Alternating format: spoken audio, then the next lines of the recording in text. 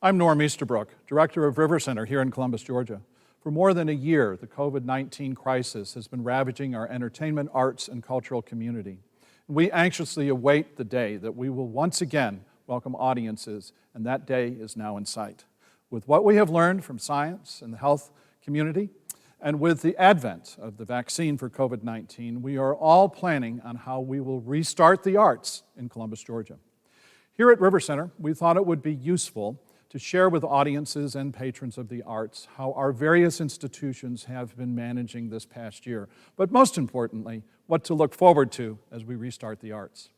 RiverCenter Arts in the Spotlight is a series of conversations focusing on how restarting our entertainment, art, and cultural organizations will look and what that means to our community. Let's start the conversation. I'm here with this conversation with George del Gobbo, maestro of the Columbus Symphony Orchestra. George, welcome. Thank you very much for spending time with us. I thought first we'd chat a little bit about you, who you are, what your background is. It's a big mistake. Well, we'll try to rally through it. We will Okay. try to rally through it. Okay. And then just a little bit about the season coming up with the Columbus Symphony Orchestra. I know season tickets are on sale. Single tickets are going to go on sale shortly or are on sale right now. Just to hear a little bit about that. And then lastly, what is the orchestra going to look like to our audience and what should they expect, not really from the theater's perspective, but from you as a professional and as the maestro of the orchestra. So tell us, why are you doing what you're doing? How did you get started? I needed a job. I started late in music. I was 12 years old when I saw a violin up close, and I decided that was for me. And my parents were like, oh, God, no. And I started playing in school. And then later on in high school, I had an orchestra teacher who was very eager to let students do everything. So I got to try my hand at conducting. And being basically a person who wants to be in charge of everything, I thought, wow, this is amazing. All I do is this, and everybody works. It's great.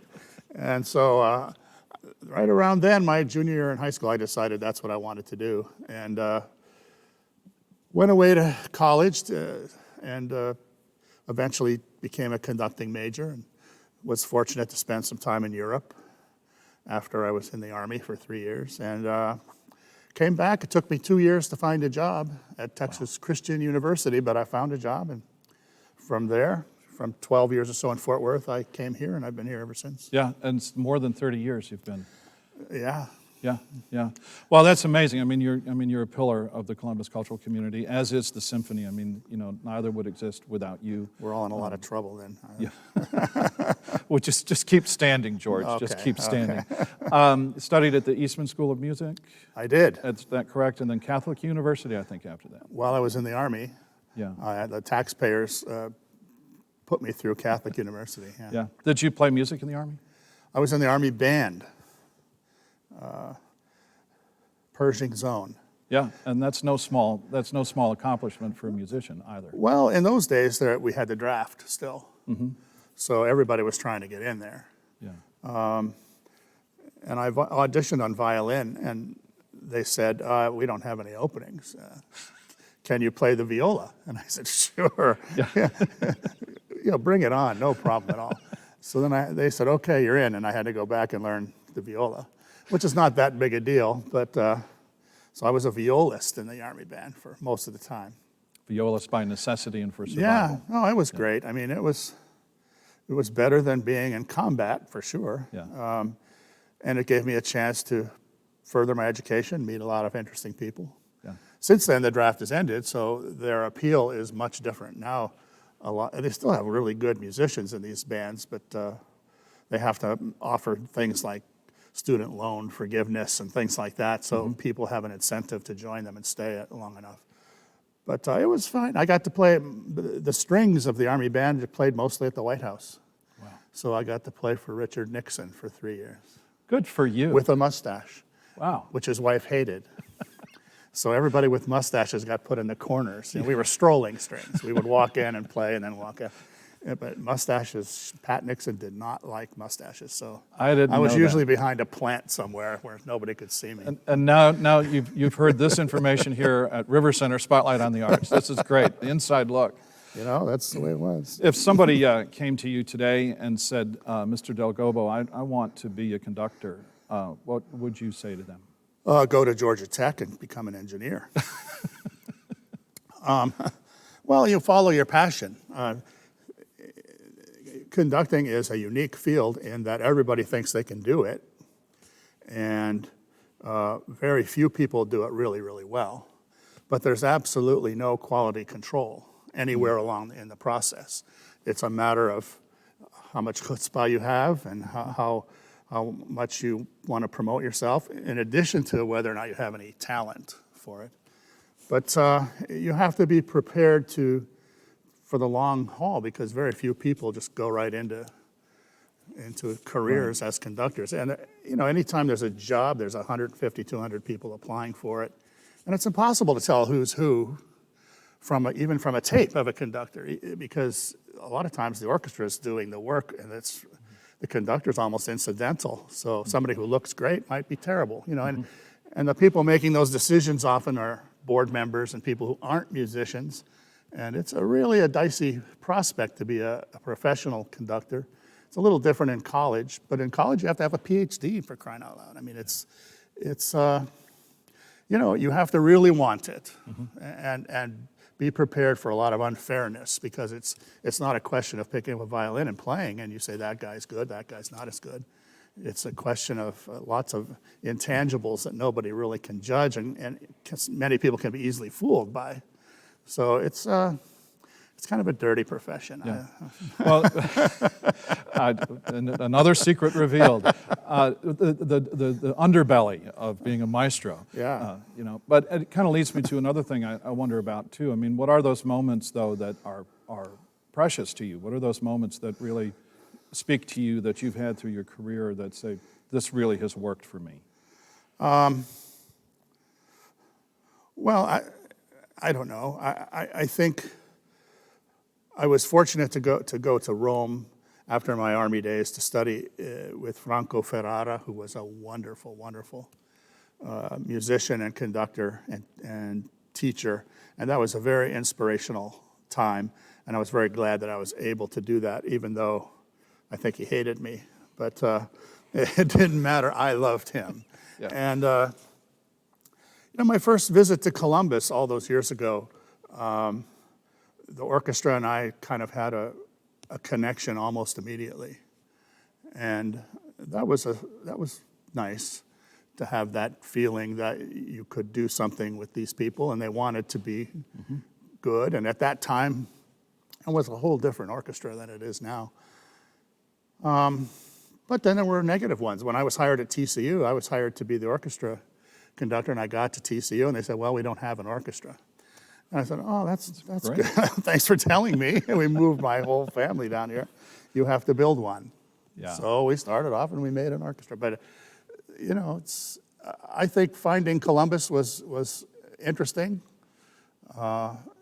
Finding people from my past who were already in Columbus, like the Whiddens. Yeah. Lynn Whidden and I had the same violin teacher growing up. Yeah. And people like that, those Erie, Pennsylvania connections were very scary. One of the board members, Jim Sigmund, you probably met him, he was the roommate of my junior high school orchestra teacher in college. Gee. And it's just lots of weird things like that that made me wonder if Columbus was the right place to be. Yeah. Well, it is a special place, and certainly you've been part of truly the most wonderful formative years of art and culture in our community. You know, we all have been stricken by the COVID crisis, and I don't want to dwell on, you know, so much the devastation of it all. It's just, I wonder, is there music, or is there a piece of music or anything that has kind of carried you through these last several months? You know, have you got a playlist in your head that it might change daily? Is there anything, though, that you find yourself returning to? No. Yeah. Not really. I mean, most musicians are cursed with having music in their head all the time. And so getting away from that is important for me, for my mental health, not being music 24 hours a day. But I mean, there is so much great music, and at any particular moment a piece will move you or sustain you in some way. I mean, I don't have any special piece that I go back to again and again. Yeah, yeah. Do you think that this time of kind of being fallow for a while and not productive, or I mean, I'm sure you've been productive, but do you think how do you think that's going to affect your work with the orchestra moving forward? Well, I'm hoping that when we start up again, it'll be just like we never stopped. But I don't know that that will be the case. It has not been a positive year in that respect.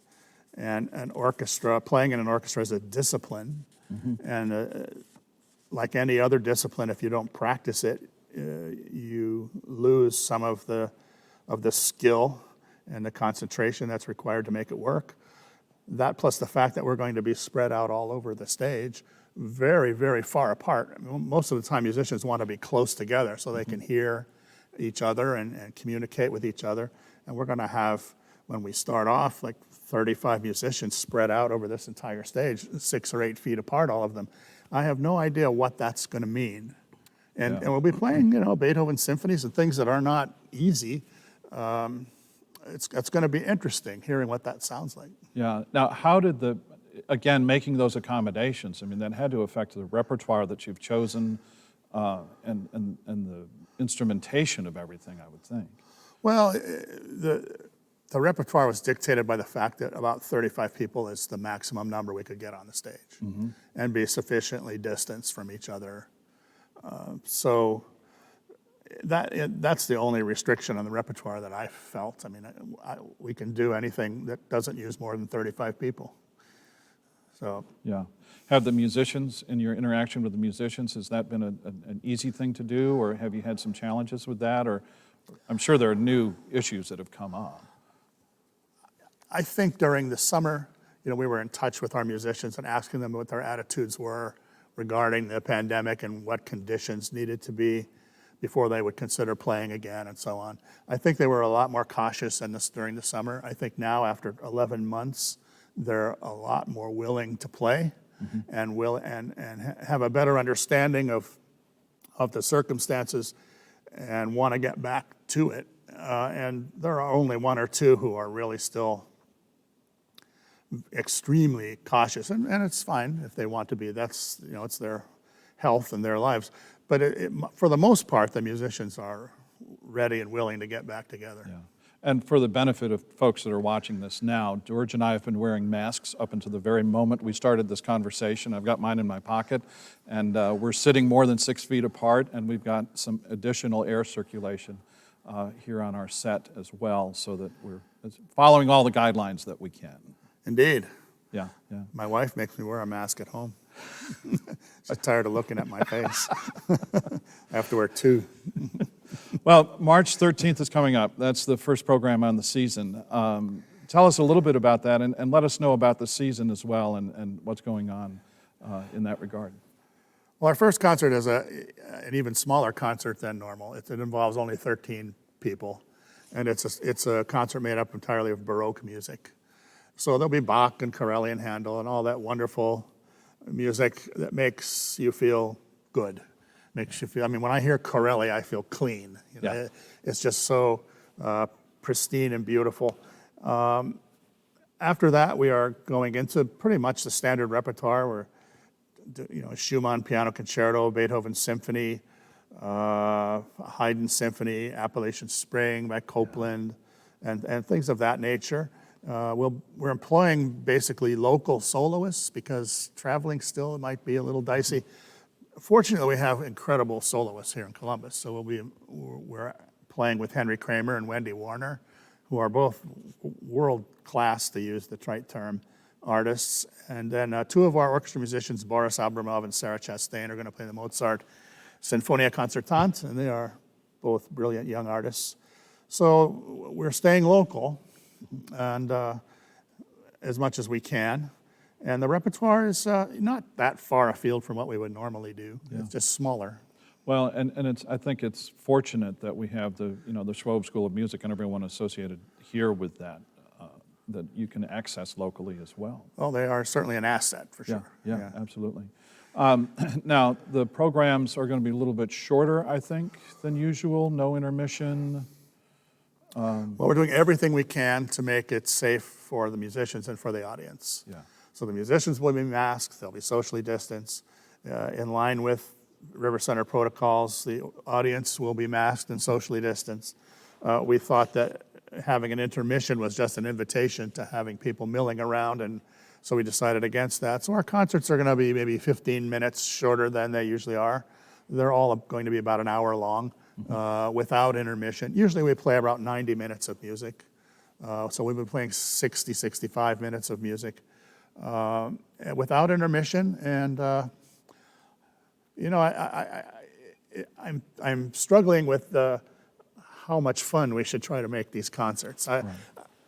I like to talk to the audience when it's appropriate, and I like to make jokes, but I'm not sure if this is funny or not. You know, I don't know what I can say and what the tenor of the room is going to be. So we'll try to make it as enjoyable and as we can, and still remain within the bounds of some kind of decorum and good taste, I guess. Yeah, absolutely, and I think that's a challenge that's being faced throughout all the performing arts. You know, the audience in an unusual configuration, sitting far apart. You don't have that camaraderie sitting together.